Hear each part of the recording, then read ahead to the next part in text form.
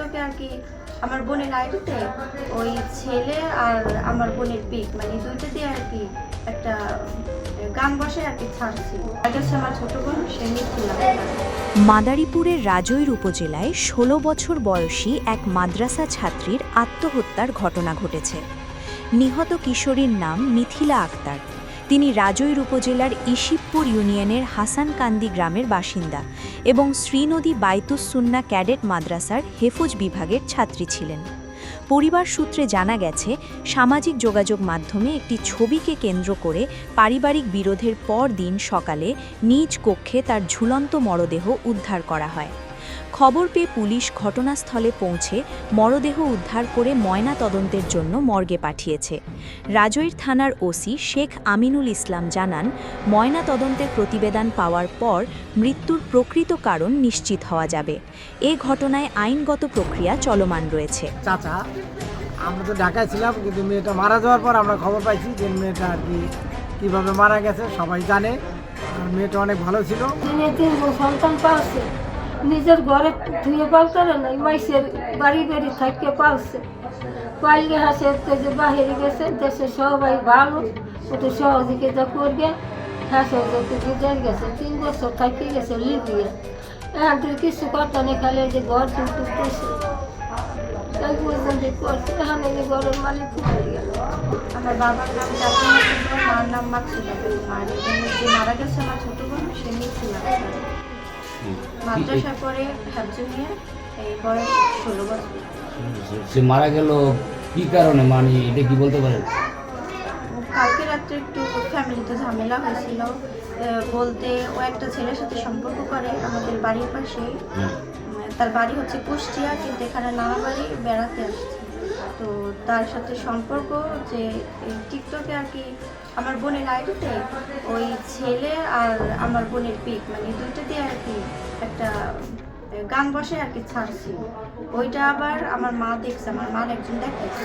তো সেটা দেখে মা জিজ্ঞেস করছে যে ছেলের সাথে আমার কি সম্পর্ক বা এসব ছাড়ছিল, জিজ্ঞেস করছে, বকাবকি করছে। তারপরে ওই ছেলে আবার না আমার মা যে এই ছেলের সাথে সম্পর্ক এইসব কেন করে এইসব আর কি বলছে। তো ওই ছেলের বাড়ি আমাদের বাড়ির পাশে, নানা বাড়ি, সে বেড়াতে আসতে পারে তো তারে আর তার মামার এটাই কাছে আমার মা।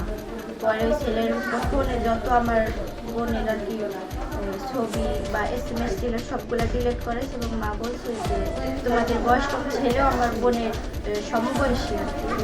তো ছেলে বেকার বা এরকম কোনো বিয়ে করার বয়স হয় না, কিন্তু আমার বোনের তো বিয়ের বয়স হয়েছে। তো তারপরে ওই ছেলে আর ওর মামার সাথে তারপরে ছেলের ফোন থেকে সব কিছু ডিলিট করছে। আর দুজনেই বুঝাইছে, আমার বোনরাও বুঝাইছে, ওই ছেলেরও বুঝাইছে যে তোমার সম্পর্কে এরকম বয়স না যে মানার মতো, আর তুমি এখন কত বয়স ভুল করে রাখছো, সমাধান করে রাখো।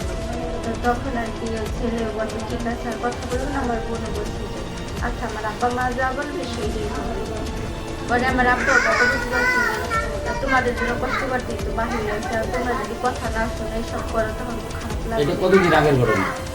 কালকে হ্যাঁ, কালকে সন্ধ্যা 9টার দিকে। তো পরে আসে আমার বলে মানে সবাই পরে রাত্রে কি সবকিছু স্বাভাবিক ছিল? হ্যাঁ স্বাভাবিক বলতে ওই যে আব্বা একটু বকা দিচ্ছে যে তুমি যদি এইসব করে বেরোতে তাহলে তোমার হোস্টেলে রাজার হোস্টেলে থাকতে পারতো, এখানে দিয়ে দিন না মাদ্রাসায় থাকতে পারবো। পরে বলছে না আব্বা আমি আর এমন কিছু ভুল করবো না, আজ আমি মাদ্রাসায় থাকতে পারবো, আমি হোস্টেলে যাবো।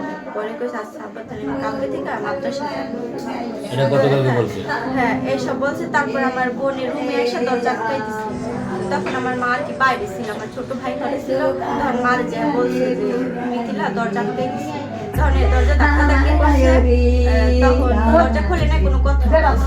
তারপরে ওই যে ছেলের যে নানা নানি সোহাগ হাওলাদার বাড়ির পাশে, সে আর তার স্ত্রী আসছে, দরজা অনেক ধাক্কাধাক্কি করছে কিন্তু দরজা খুলে না, কোনো কথা বলেনি। তারপর যে ছেলের সাথে সম্পর্ক করে তারেও আনছে যে মিথিলার ডাকতে, সেও দরজা ধাক্কাইছে কিন্তু দরজা খুলে নেই। পরে আমার আব্বারে ফোন দিছে যে তোমার মেয়ে তো দরজা খুলে নেই। তারা বলছে পরে কি থাক রাগ করে রয়েছে তাই ঘুমাই থাক, সকালবেলা দেখা যাবে। পরে তারা তাদের বাসায় গেছে, কিন্তু রাত্রে পরে আব্বা বলছে থাক ঘুমাই, ও এমনিতে একটু বেশি তাই ঘুমাই রয়েছে, বলছে থাক ঘুমাই রয়েছে, ডাকা লাগবে না। পরে মা আর আমার ছোট ভাই ওই রুমে ঘুমাইছিল, আর আমার বোন এই রুমে তো দরজা আটকানো। পরে সকালবেলা 7টার দিক যখন দরজা খুলে না, পরে সাব্বা ফোন দিয়ে বলছে যে মিস্ত্রি না দরজা ভাঙে। পরে মিস্ত্রি দরজা ভাঙছে, তখন দেখছে আর কি গলায় রশি দিছে, গলার রশি দিছে কোথায় গেলে? হ্যাঁ যেখানে রাংটা আছে ওটার সাথে দিছে। তারপরে আর কি আমার ভাই আমার ফোন নিচে কি ছিল? নিচে এখানে এই যে টুলটা ফালানো ছিল এখানে ভালো ছিল। এই টুলটাই, লাল টুলটা। পরে আমার ভাই ছোট ভাই আমি তো চিনি। পরে আমার ভাই আমার ফোন দিয়ে বলছে যে আপা তুমি তাড়াতাড়ি আসো, মিথিলা গলায় ধরে দিয়েছে। আয়সা পরে বাইরে দেখি লাশ, সবাই কান্নাকাটি করতেছে। এই আর ওই যে যারা আর কি রাত্রে ডাকা হয় না, এই যে যখন ওই যে ছেলের নানা নানি আসা, যখন মা বলছে যে আমার মেয়ে দরজা খুলে না, তখন তারা বলছে কি যে আচ্ছা কেউ তো জানাইও না, এরা কাউকে জানাইতেও বারণ করছে বা ডাকতেও না, জানাইলে মান সম্মান। হ্যাঁ হ্যাঁ, তাদের এসে বলছে যে আমার মেয়ে তো দরজা খুলে না, কি করবো। পরে আমার বোন তো দরজা খুলে নেই, তখন তোরা ভাবছে যে রাগ হয়ে গেছে তাই দরজা খুলে না। পরে আর নানা নানি তখন বলছে যে কেউ জানাইও না, দেখো সব ঠিক হবে না, কেউ জানলে তো মান সম্মান চলে যাবে। এই জন্য হ্যাঁ বারবার। তারপর সকালবেলাও যখন পরে আমার মা উঠছে দেখে দরজা খুলে না 7টার সময়, তখন হ্যাঁ গই আগে ডাকতেছে যে মিথিলা, তখন দরজা খুলে না। পরে তারা তখনও কাছে কেউ জানাই না, যদি জানাই তো কেউ আসলে দরজা ভাঙলে তো মেয়ের বয়স কত ছিল এবং কোন জায়গায় পড়ালেখা করতো? এই যে সিনদি বাইতুল ক্যাডেট মাদ্রাসায়। আর কি সে পড়ালেখা করতো? বয়স কত আনুমানিক? 16 বছর। জি, ধন্যবাদ আপা। ঘটনাটা অপমৃত্যু সংবাদ পেয়ে পুলিশ সাব ইন্সপেক্টর পাঠিয়েছি। সে শ্রোতাল করে লাশ ময়নাতদন্তের জন্য মর্গে প্রেরণ করছে।